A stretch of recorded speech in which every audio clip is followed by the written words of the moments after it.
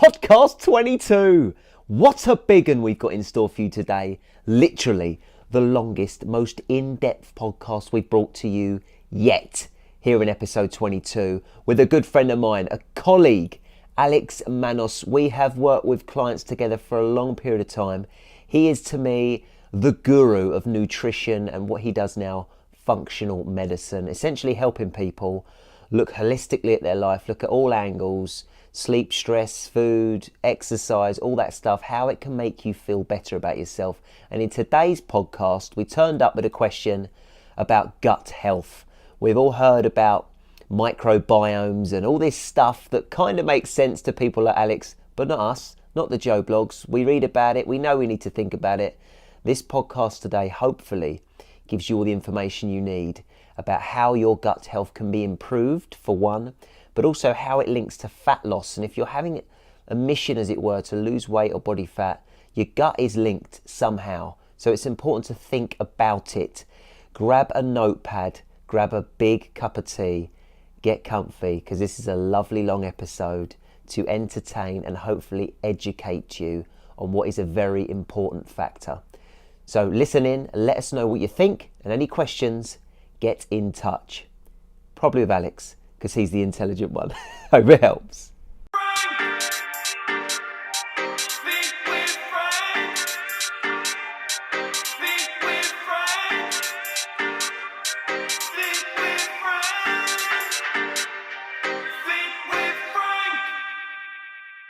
Good health begins in the gut. Can you tell me why that phrase makes any sense? Okay, good question. Big question. I think there's probably, you could take it through different scenarios, but ultimately, if we appreciate that in some ways, what is in our gut is still outside of the body, we need to appreciate that to begin with. So the lining of our digestive system is like our skin still. So it has a dual function, the gut lining. The gut lining is there to prevent bacteria and food from entering the body through the gut wall into our bloodstream. But it's also there to act as, one research paper called it, an exchange surface. So it's there to allow the absorption of vital nutrients. So it's got this sort of schizophrenic responsibility of preventing certain things coming through and allowing other things through. And if we think about, well, what happens in the gut that we can use as reasons to go with this argument that health starts in the gut? Well, obviously we break down our food. We digest our food into its individual components, into amino acids, into nutrients, and these things are absorbed in a healthy gut environment. So our ability to nourish ourselves is dependent on our gut health.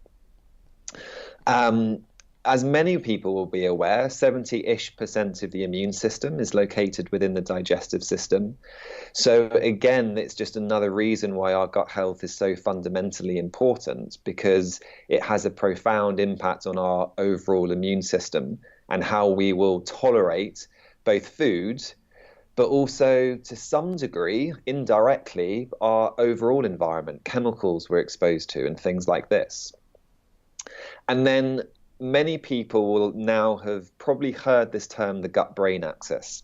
So we also know that what's going on within our digestive system, the bacteria that are present, the yeasts that are present, the viruses and parasites that are present, and the things that those organisms are producing influence our cognitive health in various ways that I won't bore your listeners with too much today, because it just starts to get a bit too technical. But we certainly know through animal studies, and now certainly through clinical anecdotal evidence as well, that what's going on in our gut is going to influence our psychological well-being. So leaky gut, this idea that the lining of the digestive system has become excessively permeable or leaky. So that dual function that I mentioned earlier is no longer functioning as well as it should be. Leaky gut has been associated with mood disorders such as depression, chronic fatigue syndrome, irritable bowel syndrome, fibromyalgia. So again, that barrier is arguably the most important part of the body in regards to whether we're going to be healthy or sick. Right. And one other thing I'll just mention is we just sort of use this term, the gut-brain axis, the idea that what's happening in our gut will influence the brain and vice versa. But if you go and look into the literature, we have a gut-muscle axis, we have a gut-liver axis, we have a gut-skin axis, we have a gut-skeleton axis. And we're just really starting to see that, again, what's going on within our digestive system in regards to our digestive capacity, inflammation and immune activity, as well as the microbiome, are influencing all of these other systems within the body. And as a result, we can say that to a large degree, health or disease starts in the gut. Interesting. So is it not just, it's not just what we eat, it's how our body uses what we're putting in our gob? Yeah, absolutely. Yeah. So an example that hopefully won't be too sort of technical is a lot of us have organisms within our intestine which produce a gas called methane. When you can assess that gas in breath testing, for example. And there are studies that have looked at two different populations that I'm aware of. One is those with a history of an eating disorder, and the other population was actually comparing elite cyclists to amateur cyclists. And they looked at the amount of these organisms that produce methane gas in these different populations. And they found that those with a history of an eating disorder compared to, for want of a better term, a healthy population, had greater levels of these methane producing organisms. And professional cyclists compared to amateur cyclists also had higher levels of these methane producing organisms. And it were two different papers, two different sets of authors who wrote the paper.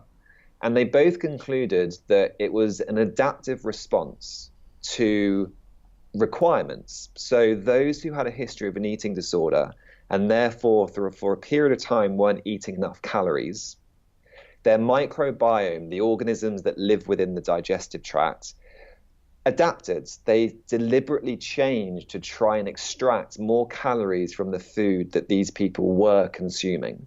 So the digestive environment adapted in response to that need. The same thing happens, the theory goes, with elite cyclists. They have such a requirement for calories to compete at the level they do and to do the training that they do, that the authors theorized that, again, there was an adaptive response whereby the microbiome changed to extract more calories and nutrients from the food they were consuming. So that's just one example of whereby it's not just the food we consume, but potentially our metabolic requirements.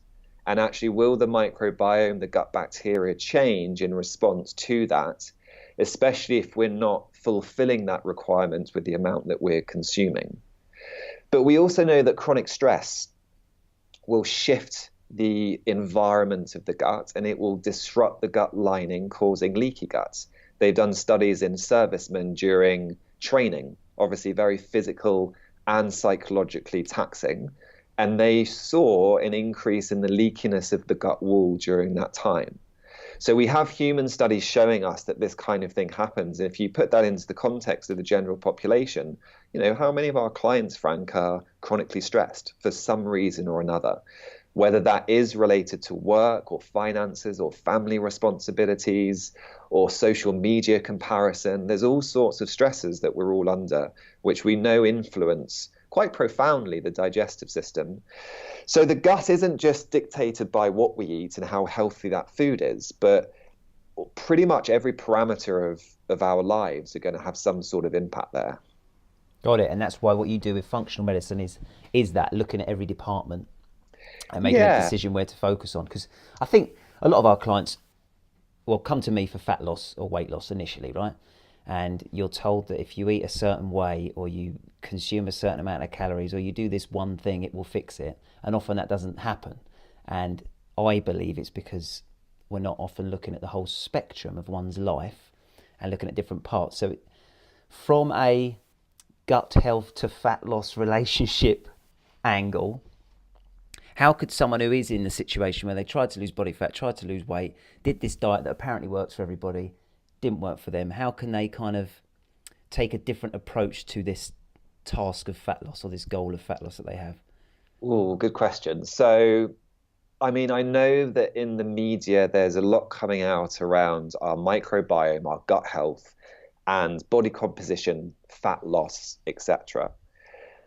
But I actually want to, in some ways, throw a spanner in the works, because while there is research showing us that there's that correlation, I think in all honesty, there are such far bigger fish in the pond, so to speak, that we need to be focusing on. So there's this huge divide, I think, in the industry at the moment between those who will say that it's kind of, a calorie in, calorie out mathematical equation that we need to be following, while the other end of the spectrum will say it is far more complicated than that. And what we're seeing is not only what we eat, not only how much we eat, obviously, but also when we eat can have an impact. So there's different levels of research coming out suggesting that when we eat will also impact our body composition and our overall health. So if you are someone who snacks throughout the day, or if you are someone who eats the majority of your calories at night for whatever reason, there's research indicating that that will have a negative impact on your body composition. Whereas if you can have 3 square meals a day, or perhaps even 2 square meals a day, let's say a big breakfast and a big lunch or a big sort of mid-afternoon meal, that in some may be more beneficial for their fat loss goals, even if they're consuming the same number of calories if they were snacking throughout the day. So some evidence suggests that you can eat the same number of calories, but when you eat matters. This, I would say, I always like to be on the cautious side of things. We do have some human studies showing us this is the case, but they are few and far between. This is kind of, shall we say, new evidence that's currently being analyzed and evaluated. There's plenty from an animal study perspective and sort of test tube laboratory studies as well. But it's certainly something that I have a discussion with clients. If they're really struggling with weight loss and, they've done the calorie tracking, they're still not losing weight, we start to say, okay, well, shall we explore some of these alternative strategies to see how you respond? I spoke to a colleague not that long ago, and one of the things we know about eating is every time we eat, there is a degree of inflammation and leaky gut that is triggered. So every time we eat is an inflammatory, gut wall disrupting experience. And it should be. That's normal. That's not a bad thing per se. But if you're doing that 5, 6, 7, 8 times a day, then it probably becomes problematic from an optimal health perspective and from an optimal body composition perspective. So that's another reason why actually saying, look, if you can eat 2 or 3 meals a day, probably 3 for the majority of us is going to be absolutely fine. Have the calorie deficit, because that still is rule number 1 of fat loss. But don't ignore the other parameters, other areas of health. So I honestly feel that if most of us spent as much time focusing on those other areas as we do our diet, our health would transform. Because the research clearly shows us that one of the most powerful things from a overall health and longevity perspective are relationships. If you have strong relationships, and if you have several of them, that is one of the best things you can do for your long-term health.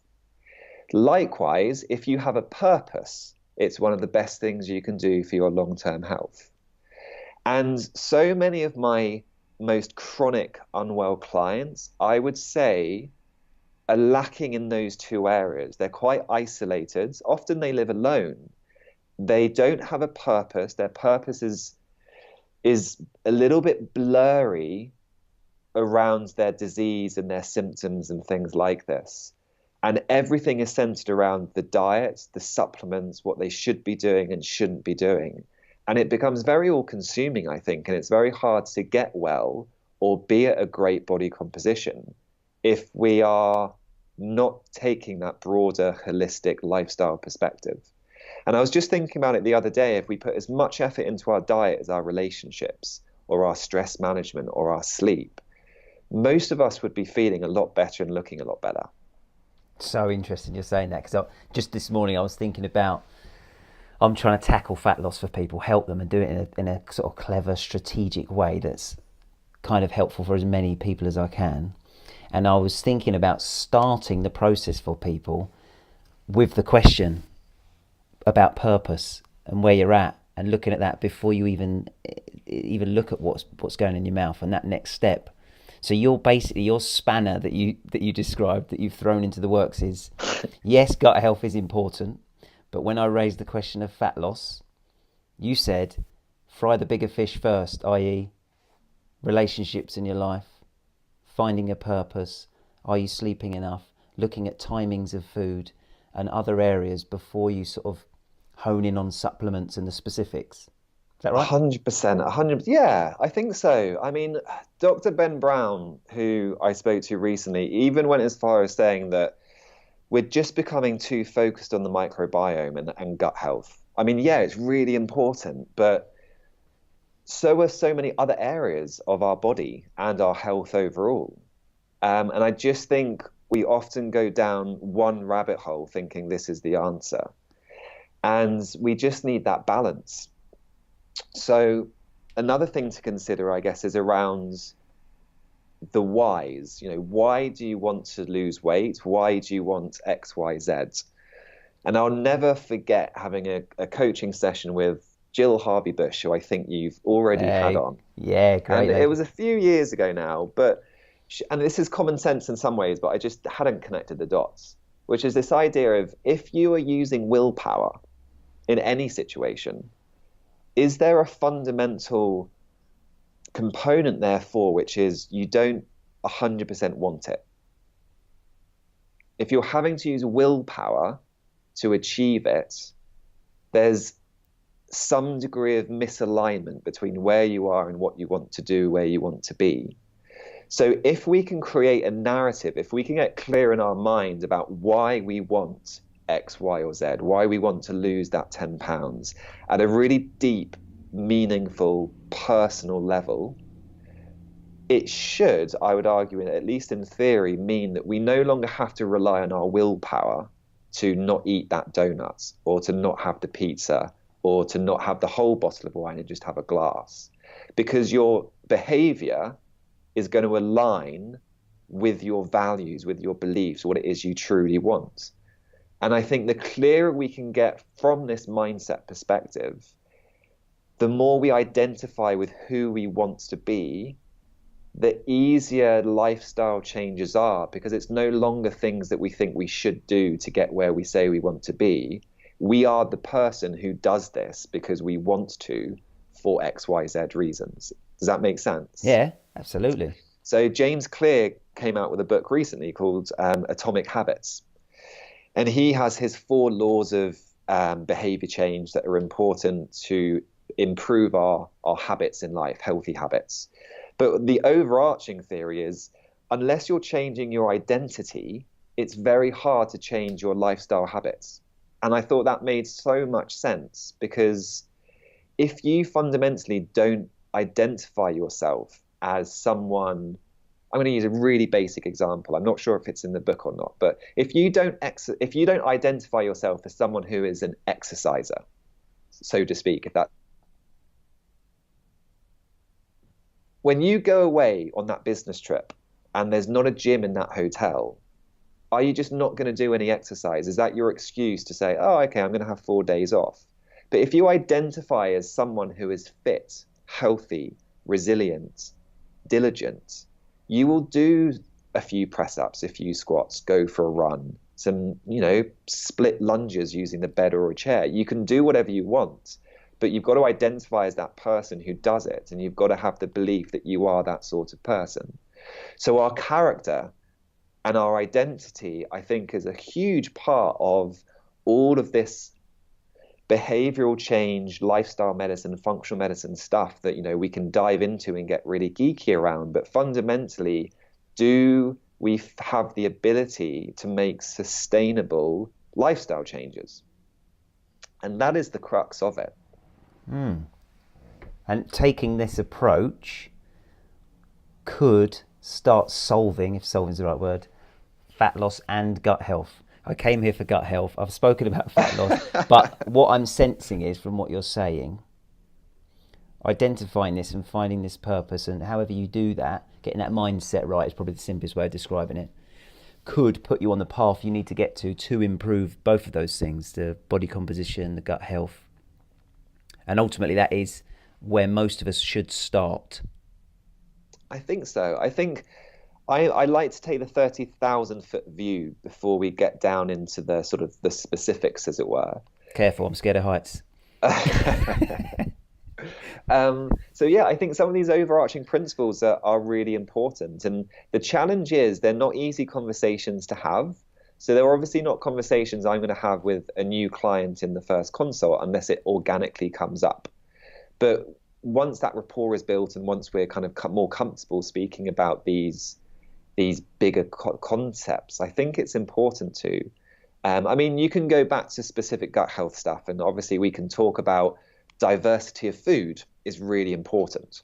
So there are a couple of almost trendy recommendations at the moment, or goals, which are, and I've heard two different ones that are similar. So the first one is aim for 30 different plant foods a week. The second one is aim for 50 different plant foods a week. But the 50 goal includes even different types of apple. So a Granny Smith compared to a Pink Lady or whatever it is. So the reason behind this is there's a direct correlation between the diversity of our food and the diversity of our gut bacteria. And we want a really diverse gut bacteria or microbiome, because it's the same idea with the Amazonian rainforest. As an ecosystem is more resilient if it's diverse, if it's got loads of different species of tree and animal, etc. That's a really healthy ecosystem.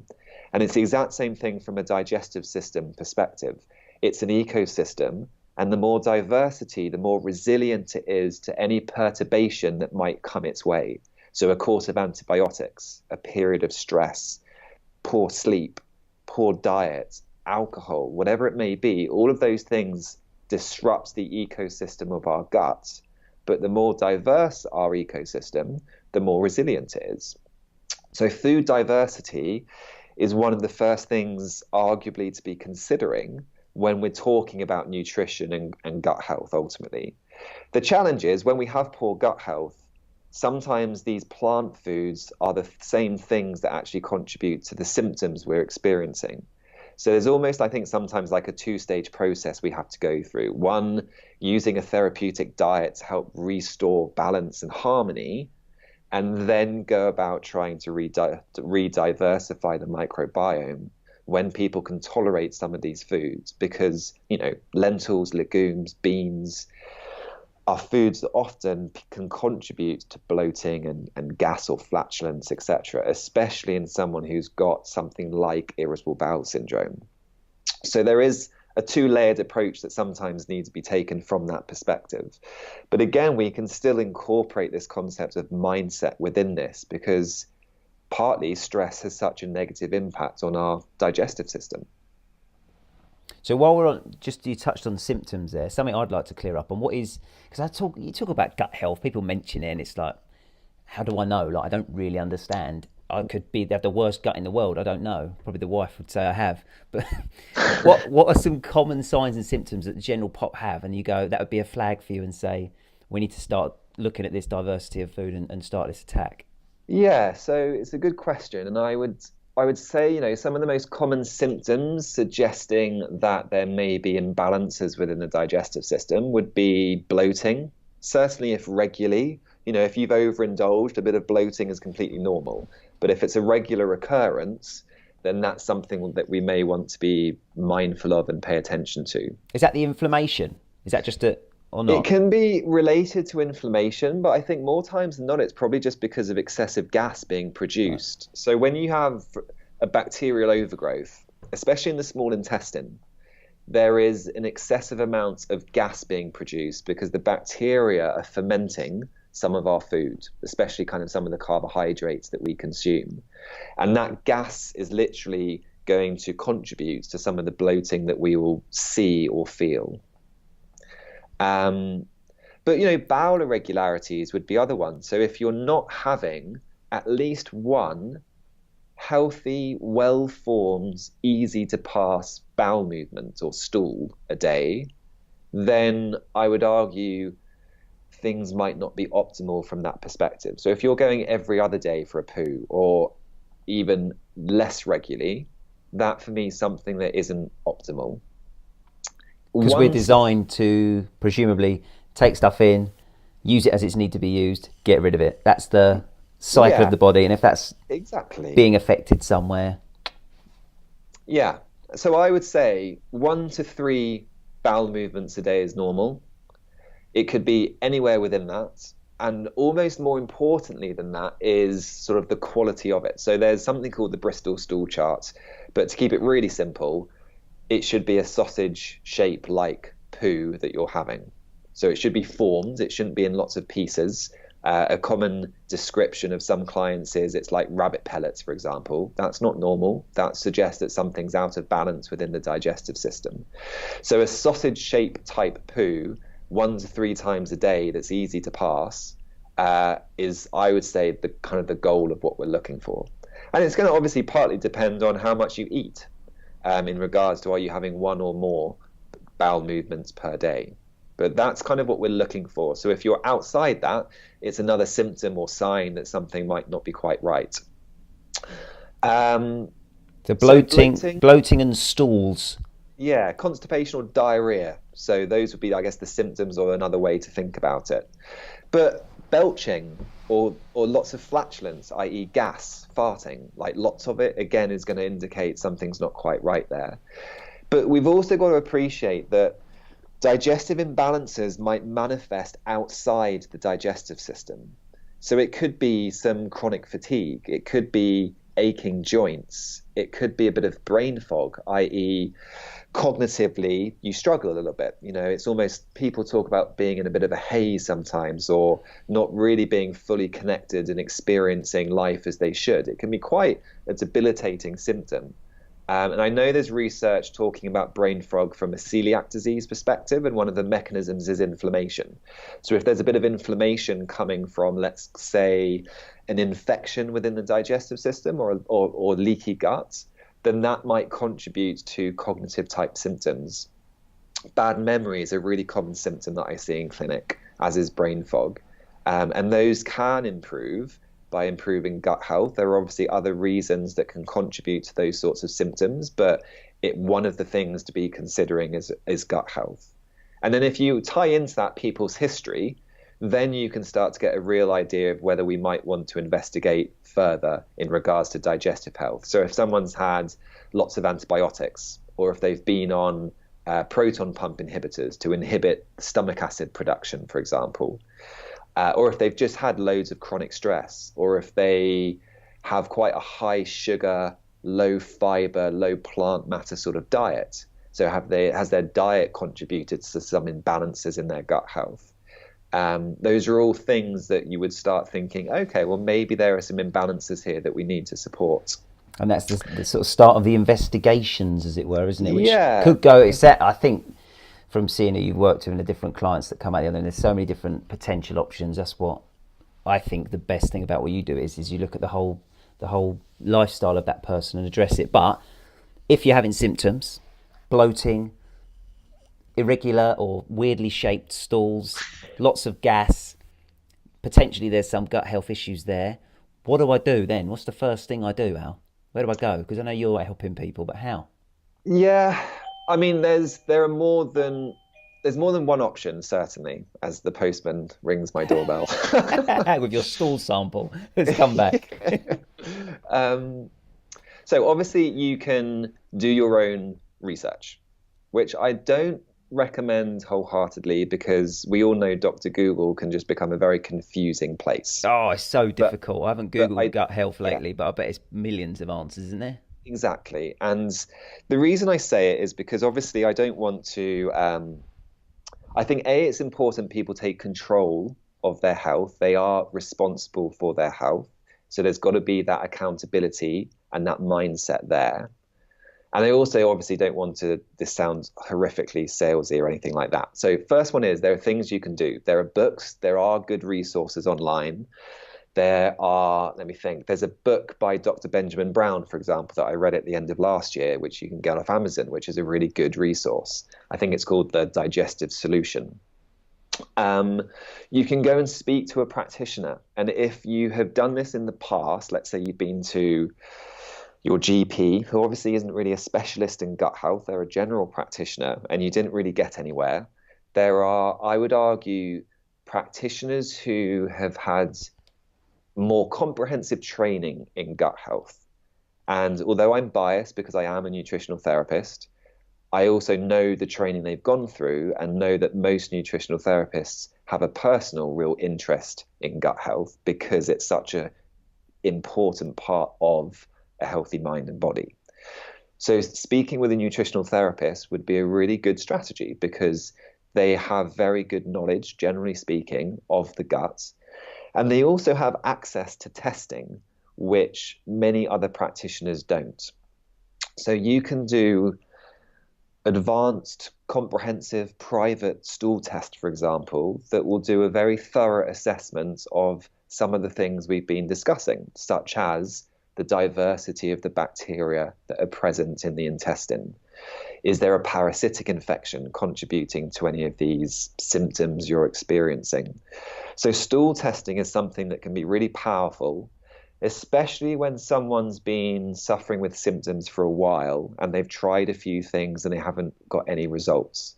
I think that's definitely where stool testing can be really valuable, because then hopefully you understand from those results, okay, this is what's contributing to your symptoms, and therefore this becomes the thing that we need to support via whatever nutritional supplement lifestyle changes we know can restore balance to that imbalance, if that makes sense. But you can do leaky gut testing. So there's urine testing available to assess how leaky, so to speak, that gut wall is.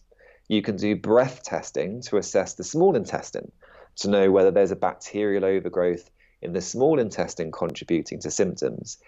And research varies, but I would say on average around 65% of people who have been diagnosed with irritable bowel syndrome, IBS, have been found in studies to have SIBO, small intestine bacterial overgrowth, which we can test for through this breath test, for example.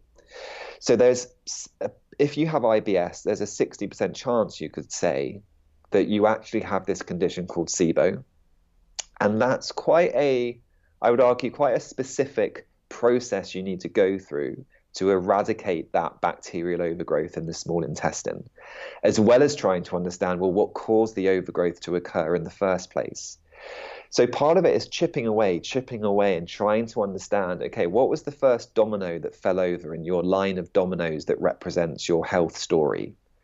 And we can't always do it, but that's always the objective. It's trying to get to the source of the river, so to speak. And if we can do that, we obviously significantly increase our chance of success within a program and getting someone back to good health. Love that. And where do I get testing, Alex? I know that you would know, because I haven't got a clue, mate. Where do I go? Down the local bloke on the corner's got a testing kit. No. Where do we go for that? So nutritional therapists are, again, one of the reasons I think they're the best practitioner to go to is because they have access to some of these advanced tests. So nutritional therapy often will be affiliated with some of the private laboratories in the UK or globally that do some of these tests, basically. But, and here comes the sales pitch, I have recently launched with colleagues a company called HealthPath. And although there's more than one component to the business, I guess, part of it is offering these tests direct to the general public.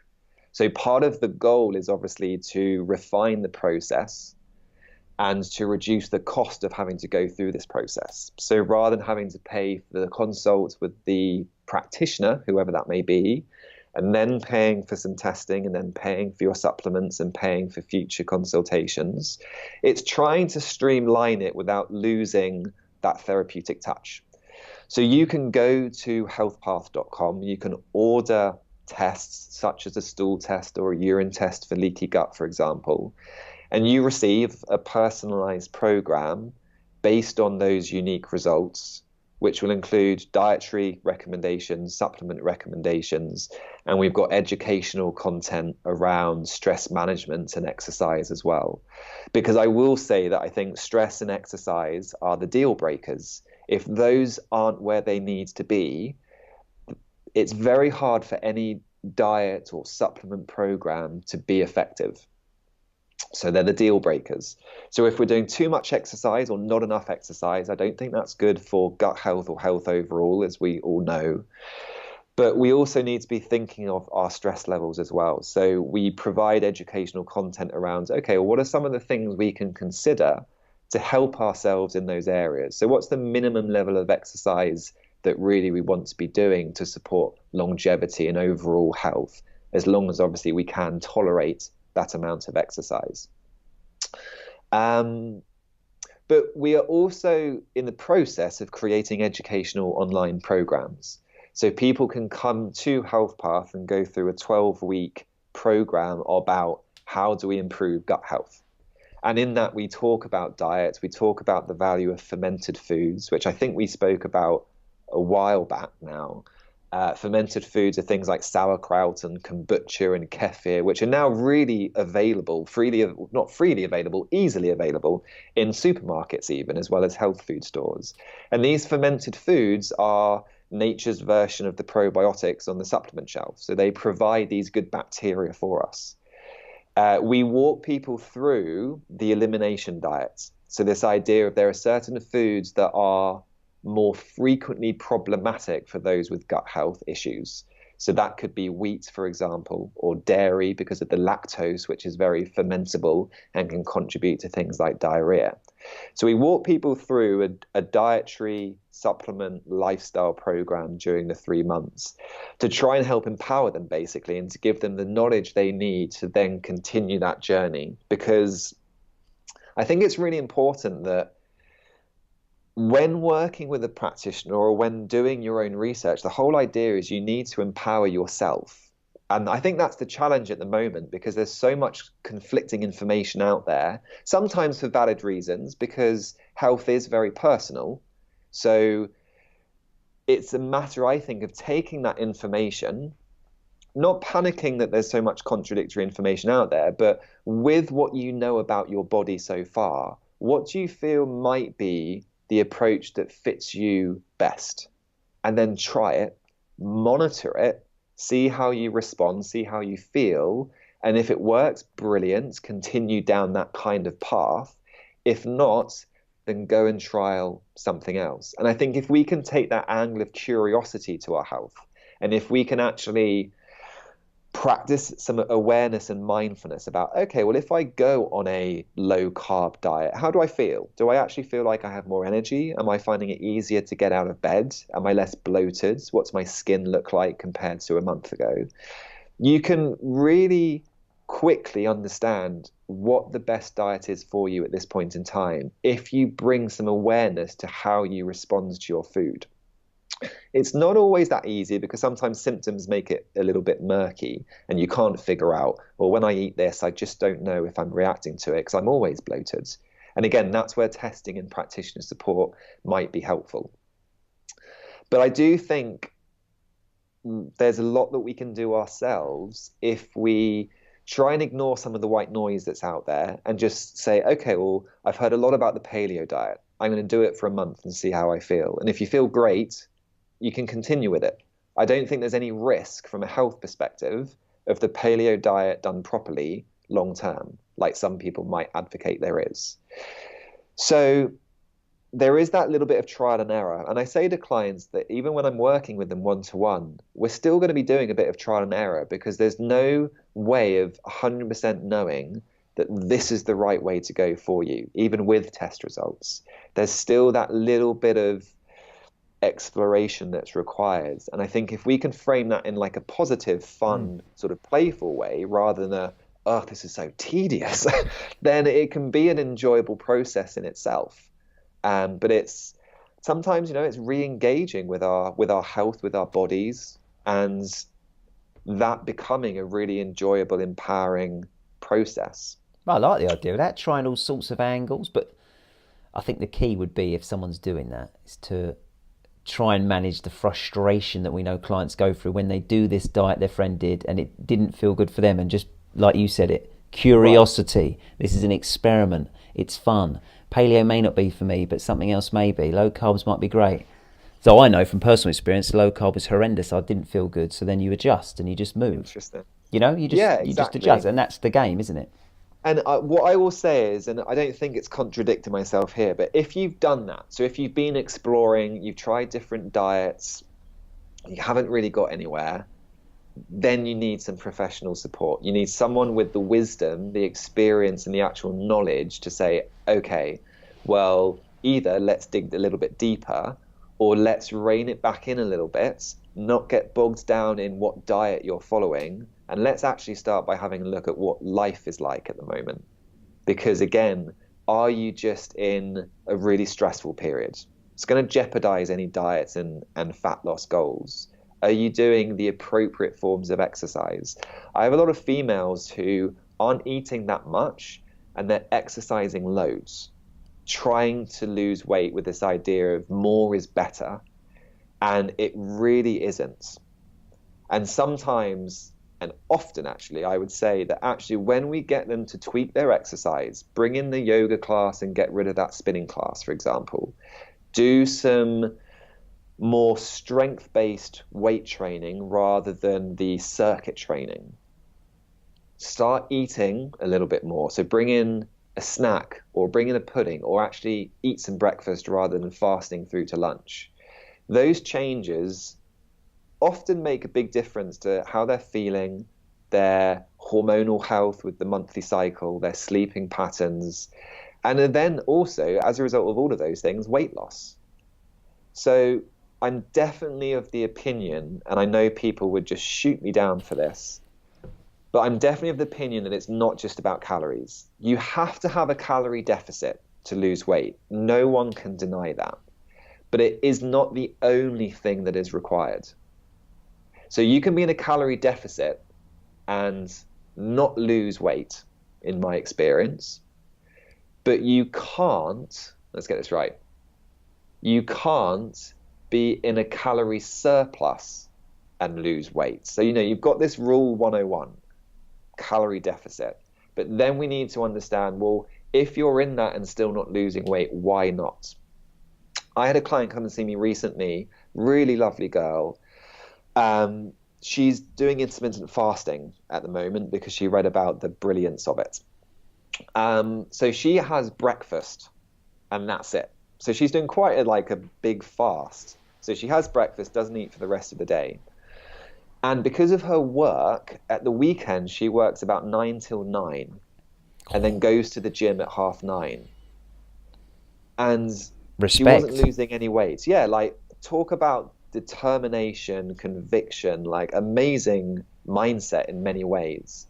But you just start to think, okay, well, you are in a huge calorie deficit to the point that actually you're probably not hitting fundamental needs of your body, whether that's calories, whether that's fiber for the gut bacteria that love fiber, whether that's vitamins and minerals and antioxidants, or proteins, fats and carbs. All of those things your body is not receiving enough of if you're only eating about 700 calories a day. And we estimated her calorie requirements were probably about 1,800 with her exercise, weight, age, gender, and all these things. So that huge calorie deficit was going to be putting huge strain physiologically on her body that I honestly think would have just, in some shape or form, along with maybe some other aspects of health going on, just jeopardizing weight loss. I mean, I've heard coaches say that the only explanation for that is that she's lying and she's under calculating her calories. And I just don't accept it. You get these people in tears who have used MyFitnessPal, who have tracked their calories. And if I was to tell them that you're just underestimating your calorie intake, it's just, I don't know, crazy, rude, obnoxious. I'm not sure what the word is, but you don't get people who are that desperate to lose weight and are going so far as to basically not eat from breakfast and go to the gym at 9:30 on a Saturday night. These people aren't lying about their food, I don't think. There's something else going on. And in the research I came across terms recently, and I think one of them is something like infector obesity. It's this idea that infections have an impact on body composition and obesity and things like this. So it makes sense in some ways. I mean, we know that a subset of people with obesity have this condition I mentioned earlier, SIBO, small intestine bacterial overgrowth. And we know that obesity is a very inflammatory based condition. We know that our fat cells are producing all sorts of different chemicals that can disrupt different parts of physiology. It's a really complex condition. But we still go back to say, some of these fundamentals need to be in place. We do need the calorie deficit, but it's not the only thing we need. We then need to explore what else is going on in this person's life. So this understand this other lady, we don't know her name, but we know she's a nice lady who was very, very very below her calorie requirement each day. Yeah. Pushing herself to exercise. Was she overweight? Is this something she was struggling to? I would say she was not overweight. I think from memory, she was at the higher ends of a normal BMI.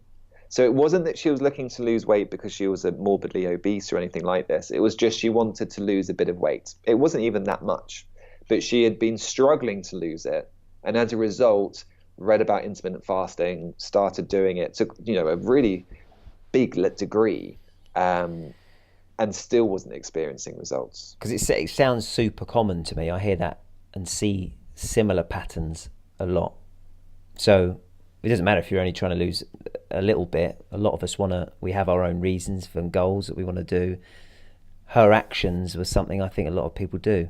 More and more and more exercise, less and less and less food. Yeah. But not necessarily getting the results that the calorie deficit crew would suggest. I'll call it that because there's a lot. It's not as black and white as is being said often now. No, definitely. It's so grey. It's so vague. It's so complex that we just have to embrace that. It doesn't mean that strategies have to be complex. Calorie deficit's a pretty basic thing that we do need, but we do need to explore other facets of health as well. Whether that's stress, whether that is really any area of health, so thyroid function or gut health or insulin sensitivity, blood sugar stability, all these things come into it in some shape or form. And we also just need to remember some of the other fundamentals. How active are you on a day-to-day basis? How many of us do 1,000 steps a day to the office and back, hit the gym hard 3 or 4 days a week, and think, we're active enough?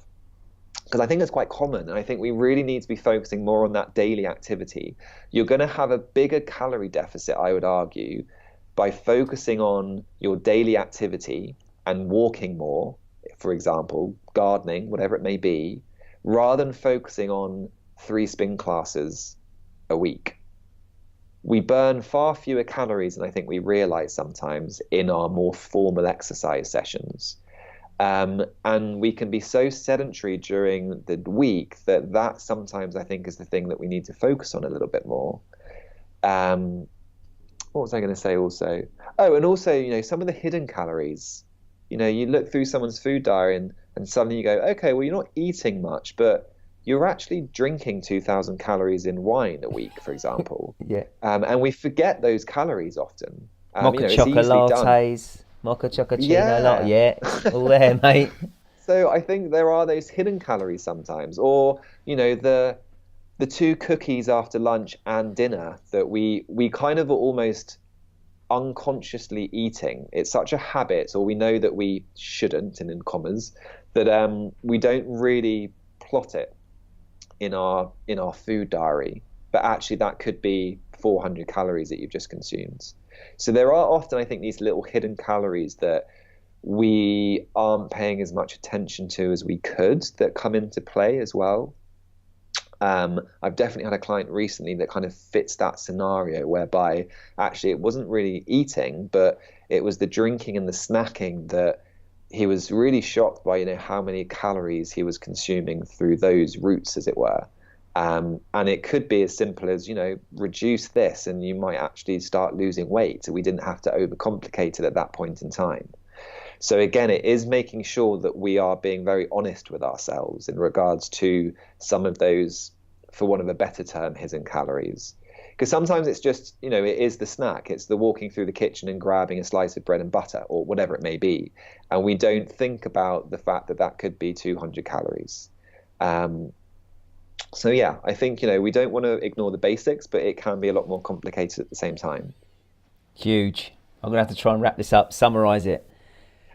I came here to talk about gut health.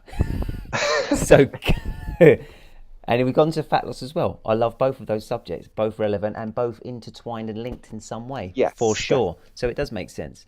But gut health, you're saying, or we said, any sign of symptom, bloating, stool issues, not feeling great in general. It was, I can't remember, you said fuzzy brain was maybe the phrase Yeah, you things used. like cognitive symptoms. I just want to mention that I didn't earlier, skin conditions as well are frequently gut related. So eczema, psoriasis, acne can often be manifestations of poor gut health. Autoimmune diseases or just, inflammatory conditions, 70%-ish of the immune system is in the gut. So whenever we're talking about immunity, we're talking about gut health to some degree as well.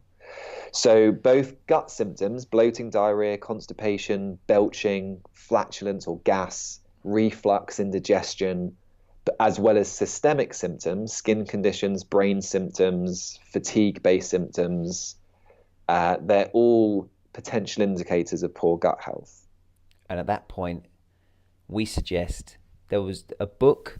You said yeah, was there first are various soft books, but Dr. Ben Brown or Benjamin Brown has a great book that is evidence-backed and very sort of actionable. It's a very good book for the general public to read and be able to make some changes on. So that's an initial start, or even if you're just interested in gut health.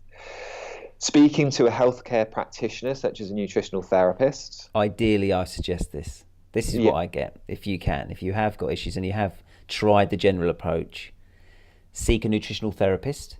100%. Alex Manos, clearly you are the main man here right now today. Your company HealthPath, or this company you're associated with, healthpath.com, provide testing that can assist this process of therapy with a nutritional therapist, correct? Yeah, exactly. That's the process I think someone should go through as I listen. Yeah. I know you don't want to go. With HealthPath, the advantage is all those tests are at-home tests. So there's a stool test you can do, there's a breath test you can do, there's a urine test, there is a finger prick blood test, and that's looking at food sensitivities. And then there's a cortisol saliva test. So again, that's thinking more about that kind of stress system in the body and whether it's chronically active or potentially suppressed. So we've got 5 tests, 2 categories in some ways, gut health and then sort of stress. And obviously, as we've kind of to some degree mentioned throughout today, those are 2 really common drivers of chronic disease or poor health. Hence, we chose those 5 tests as the first 5 tests that we offer. So you can order online. The test kit gets sent out to you. You complete the test at home using the instructions in the test kits. You post it directly back to the lab for analysis. At the moment, I interpret the results, create a personalized program and report, and that gets emailed across to the client. And that contains everything they need around a lifestyle program to support them based on their unique results. So if they've got bacterial imbalances or a parasitic infection in their stool test, there'll be dietary and supplement recommendations that the evidence show eradicate or lower that infection. And then, as I mentioned, we have educational pieces at the moment around stress management and exercise. One final thing that I'll just mention is that we've mentioned this idea of time-restricted feeding, which I think can be really powerful, especially for gut health. So this idea of eating within a 12-hour window, this will be my sort of final points, and it can be for some a really powerful one in regards to improvement of symptoms.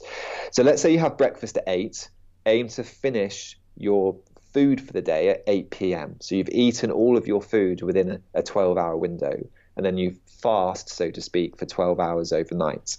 I have some clients with SIBO, small intestine bacterial overgrowth, who finds that if they shorten that eating window a little bit. So a recent client I spoke to, through this sort of idea of a bit of experimentation and mindfulness, has realized that if he fasts up until about 10:30ish in the morning and finishes eating at 8 p.m. at night, he is much more regular and has much healthier bowel movements compared to if he has a late evening snack or an early morning breakfast.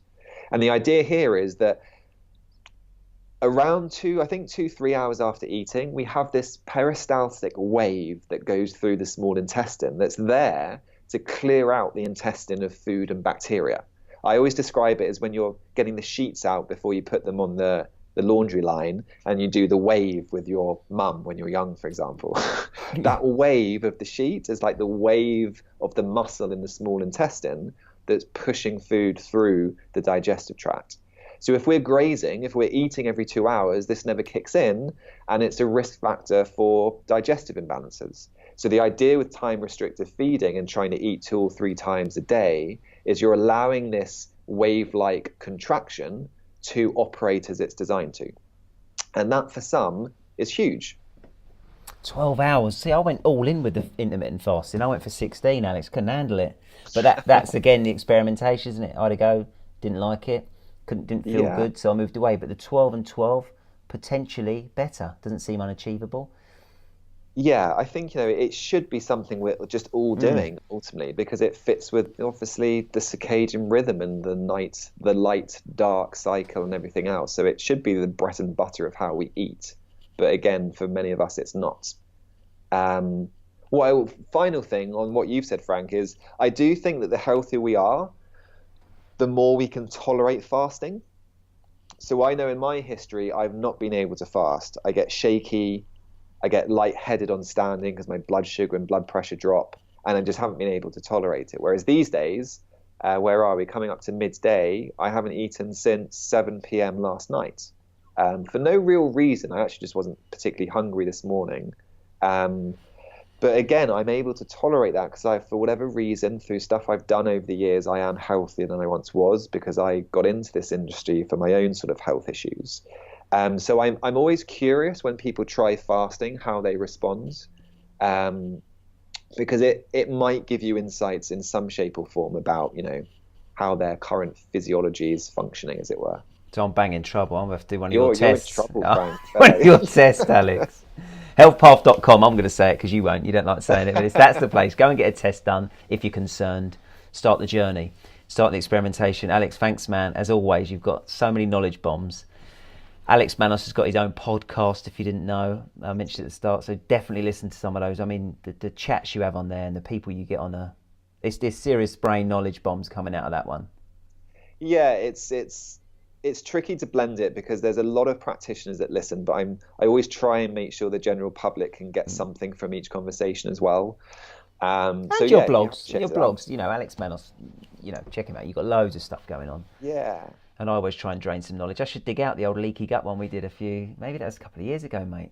Yeah, it would be. The instigator for the current kefir bloom in Tesco's. Ever since that, it's gone right on the shelves. It's gone huge. Mate. You influence the market, Frank. Finally, one little pitch is we do offer a free 15-minute chat at HealthPath. So if people have questions, then again, just reach out to us via the website. There is also a survey on our website. So if people go to the survey, which is on the homepage, easily findable, by completing that, which will take a couple of minutes, it will actually recommend which is probably the most appropriate test for you based on the symptoms that you've ticked in the questionnaire. So if you're like, I just don't know what test I should do, then we have a survey to help that decision-making process as well. Love it. Super simple. Hopefully super effective. Thanks, man. Yes. Thank you so much for your time. You need to go and eat. Yeah, to go and eat. Yeah, he needs to go and eat something. And I'll get that postman in. He's been there for about 10 minutes. Poor bloke. Hope it's sunny. Have a good one, Alex. I'll see you again. Thanks, Frank. No doubt. Absolutely. Thank you very much. Bye.